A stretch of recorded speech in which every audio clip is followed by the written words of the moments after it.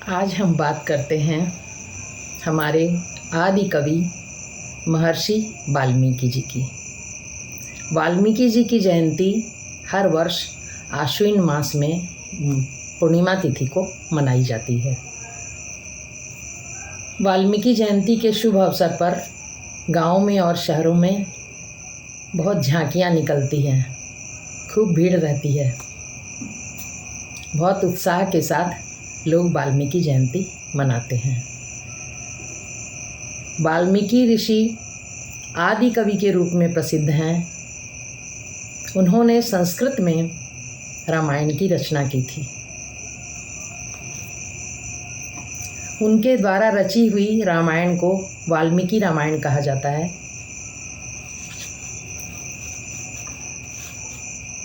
इस महाकाव्य में भगवान श्री राम के जीवन से हमें त्याग, कर्तव्य, सहनशीलता और मर्यादा में रहने की शिक्षा दी गई है। रामचंद्र जी का जीवन कितना त्यागमय था, वो कितने सहनशील थे, माता पिता के आज्ञाकारी। ये सारी चीज़ें हम जनजीवन को प्रभावित करती हैं। रामायण के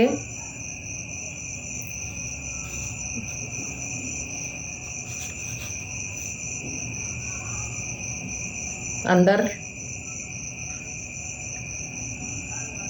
बहुत सारी शिक्षाएं हैं हम लोगों के लिए। महर्षि वाल्मीकि को कई नामों से कहा जाता है। महर्षि, ब्रह्मर्षि, योगर्षि, त्रिकालदर्शी। इन्होंने कई पुस्तकें लिखी। रामायण, योग वशिष्ठ, अक्षर लक्ष्य। इनके विषय में एक कथा आती है कि ये एक शुरू में रत्नाकर नाम के डाकू थे। रत्नाकर डाकू जंगल में आने जाने वालों को लूटता था और उसी धन से अपने परिवार का और अपना भरण पोषण करता था। एक बार जंगल में नारद जी उसे मिल गए। उसने नारद जी को भी पकड़ लिया। नारद जी के पास ऐसा कुछ नहीं था तो किसी डर की बात नहीं थी। नारद जी ने उससे पूछा, आखिर तुम ऐसा करते क्यों हो? ये सब क्या करते हो? तो रत्नाकर ने कहा, ये तो मेरी आय का स्रोत है, इसी से मैं अपने परिवार का पालन पोषण करता हूँ। तब नारद जी ने उससे कहा कि ऐसा करो, तुम अपने परिवार के हर सदस्य से पूछ लो, क्या वह तुम्हारे इस पाप का भागी होंगे जो तुम राहगीरों को तकलीफ़ देते हो, उनका धन छीनते हो। ये जो पाप है, इसका हिस्सा वो लोग लेंगे? रत्नाकर अपने परिवार वालों से जाके पूछने लगा तो उन लोगों ने कहा, हम क्यों लेंगे तुम्हारे पाप का हिस्सा? यानी हम नहीं लेंगे। पाप भी तुम्हारा और फल भी तुम्हारा। तुम्हारा कर्तव्य है हमारा भरण पोषण करने का। तुम जैसे भी करो, इसमें जो पाप होगा उसका फल भी तुम्हें मिलेगा। कुछ अच्छा होगा तो उसका भी फल तुम्हें मिलेगा।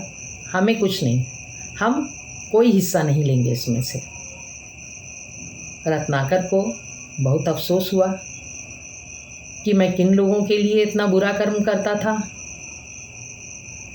नारद जी के पास लौट के आया और नारद जी से उसको बड़ी ग्लानि हुई कि मैं क्या कर रहा था। रत्नाकर जाग गया। रत्नाकर को अपनी गलती महसूस हो गई और कहा भी गया है, जब जागो तब सवेरा। अब इस जगे हुए रत्नाकर को बदलने में नारद जी को परेशानी नहीं हुई। नारद जी ने उसे धर्म की राह दिखाई, कर्तव्य की राह दिखाई और भक्ति की राह दिखाई। नारद जी ने रत्नाकर को मरा मरा ये शब्द तो बाद में बताया, पहले उन्हें राम राम करने को कहा। तो राम राम तो रत्नाकर से जपा न जाए। तब सोच समझ के नारद जी ने कहा फिर मरा मरा जपो। तो लगातार मरा मरा जपने से वह शब्द हो गया राम राम राम राम।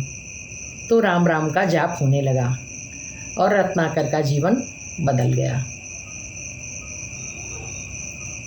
रत्नाकर ने ब्रह्मा जी की तपस्या की और तपस्या में इतना लीन हो गया कि उसके शरीर पर दीमक की बांबी बन गई। पूरा शरीर बांबी से ढक गया। दीमकों ने घर बना लिया उसके शरीर पर। उसकी कठिन तपस्या देखकर ब्रह्मा जी प्रसन्न हुए और प्रकट हुए। ब्रह्मा जी ने उसे वाल्मीकि का नाम दिया। वाल्मीकि का अर्थ होता है बांबी। रत्नाकर के शरीर पर बांबी बन गई थी, इसलिए उसे ब्रह्मा जी ने वाल्मीकि का नाम ही दे दिया। तब से इनका नाम वाल्मीकि पड़ गया। वाल्मीकि श्री रामचंद्र जी के समकालीन थे।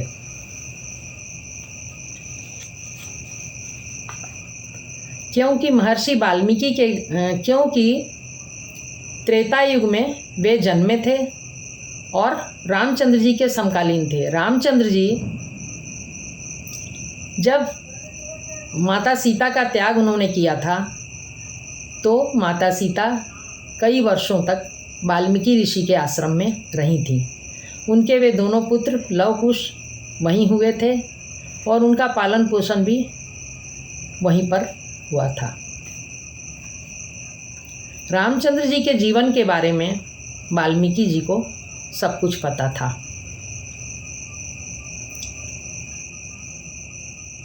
उन्होंने लव कुश को रामायण का ज्ञान दिया। लव कुश ही रामायण के प्रथम व्याख्याता थे। उनकी शिक्षा वाल्मीकि ऋषि के द्वारा ही हुई थी। जब माता सीता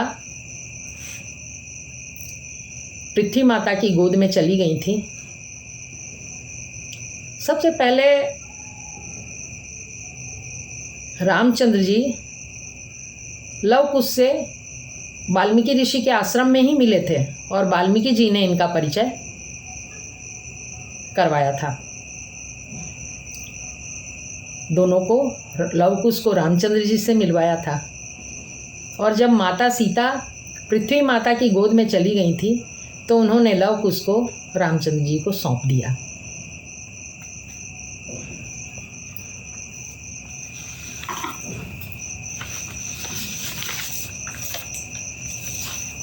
महर्षि वाल्मीकि ने 24,000 श्लोकों में संस्कृत में जो रामायण लिखी है, 24,000 श्लोक उसमें हैं। ऐसा वर्णन है कि एक बार वाल्मीकि क्रौंच पक्षी के जोड़े को देख रहे थे जो प्रेम में लीन था। अचानक ही एक बहेलिये ने नर पक्षी को तीर से मार दिया। वह नर पक्षी मर गया और मादा क्रौंच करुण स्वर में रोने लगी।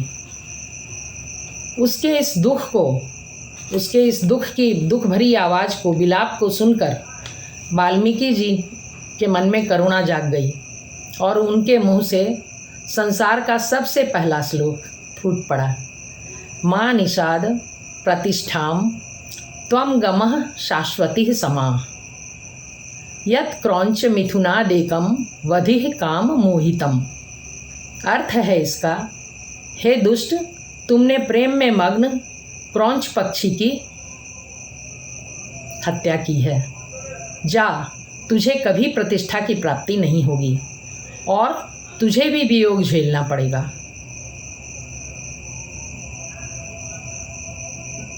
इसके बाद वाल्मीकि जी ने महाकाव्य रामायण की रचना की और आदि कवि वाल्मीकि के नाम से विख्यात हो गए।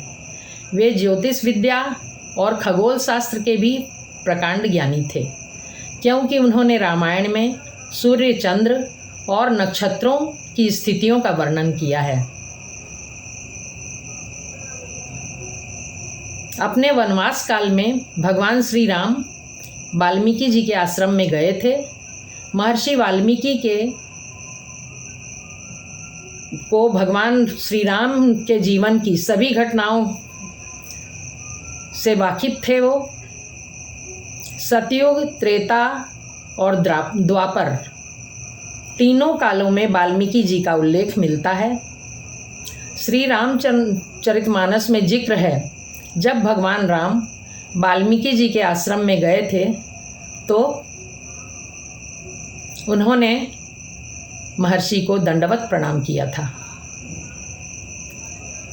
उनके मुंह से निकला था, तुम त्रिकालदर्शी मुनिनाथा, विश्व बदर जिमी तुमरे हाथा।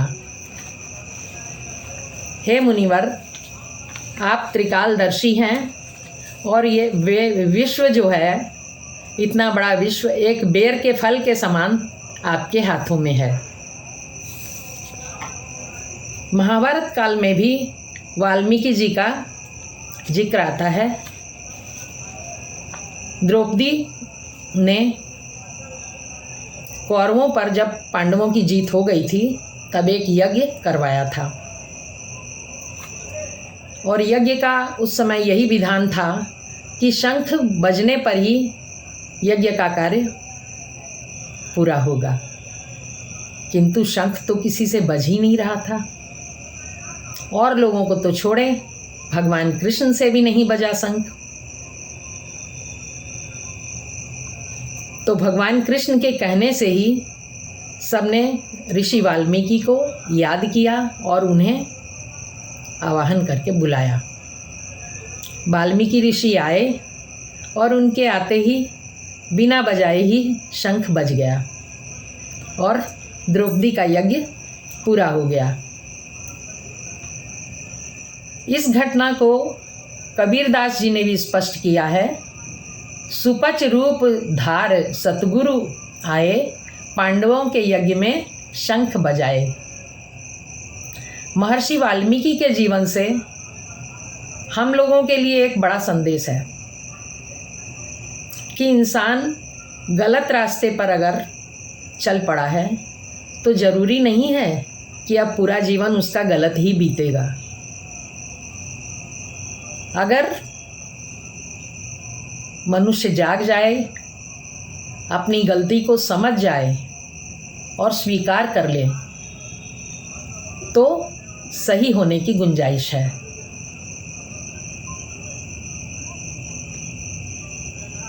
फिर से मनुष्य का जीवन बदल सकता है, सुधार हो सकता है। ज़रूरत है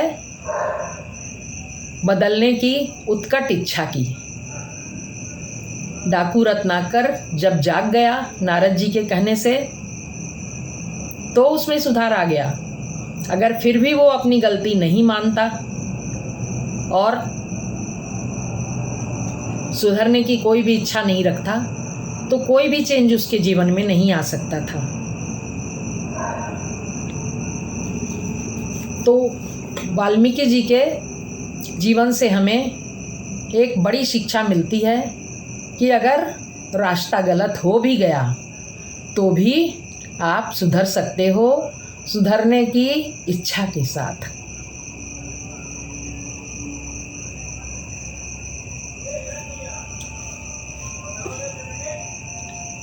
वाल्मीकि जी के गुरु नारद जी थे, क्योंकि उन्होंने ही उनको भक्ति की शिक्षा दी थी, सही रास्ता दिखाया था जीवन में। अन्यथा तो वो रत्नाकर डाकू थे। कहाँ वाल्मीकि और कहाँ रत्नाकर डाकू। कितना फर्क है।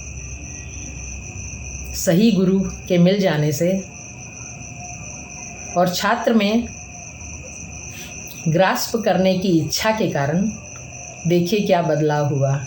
आदि कवि बन गए वाल्मीकि।